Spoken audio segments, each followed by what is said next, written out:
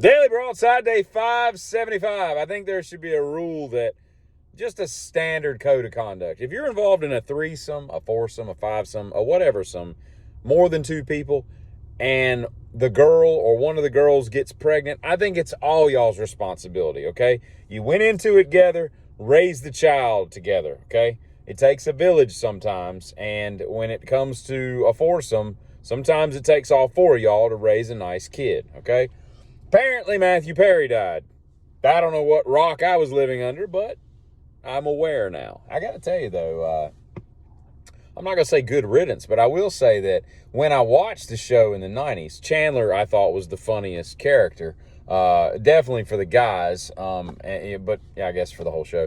But looking back, I think Ross is the funniest character. And then it's Joey, and then it's Chandler.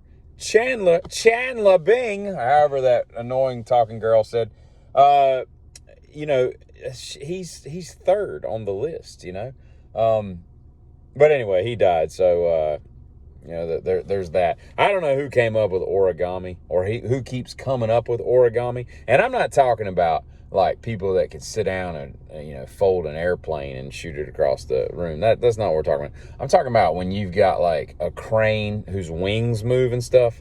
What kind of drugs are these people taking that your mind can bend enough to figure out how? Because what is it? You can only fold a piece of paper like 13 times, no matter how big the piece of paper is, no matter how thin the piece of paper is, which is kind of an annoying fact because you'll be like, 13 times. I think it's 13. Don't hold me to that. But you're like, 13 times. I'll fold this son of a bitch 74 times. And then you're like, and it just doesn't work. The math just doesn't play out. It's a really annoying thing that happens. If you've ever thought to yourself, like, if I hired this dude to sing at my wedding, what would it be like? I'll give you a hint.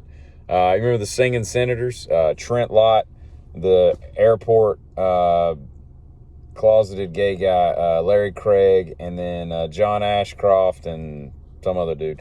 I'm John Ashcroft, okay? Where the eagles soar. That's me. That's what I would sound like at your wedding. And I'm not saying it would be good. I'm saying it would be comical, okay? So, you have that going with you.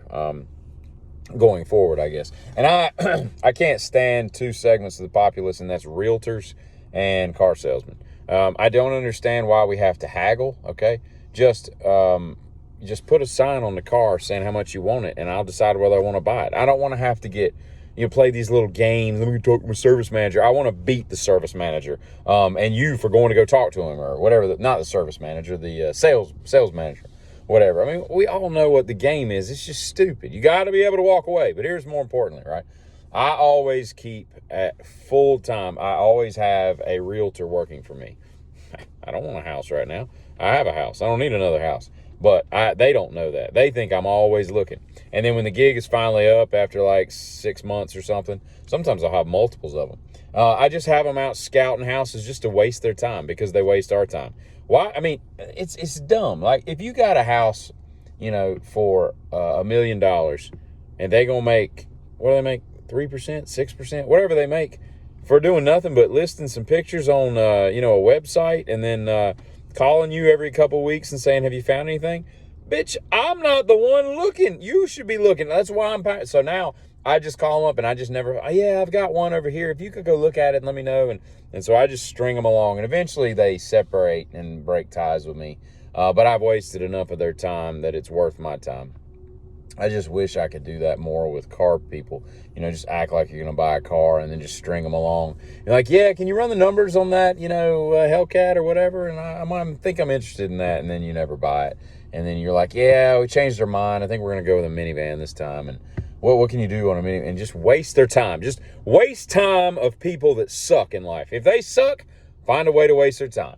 That's my message to the kids. Hey, Giddy.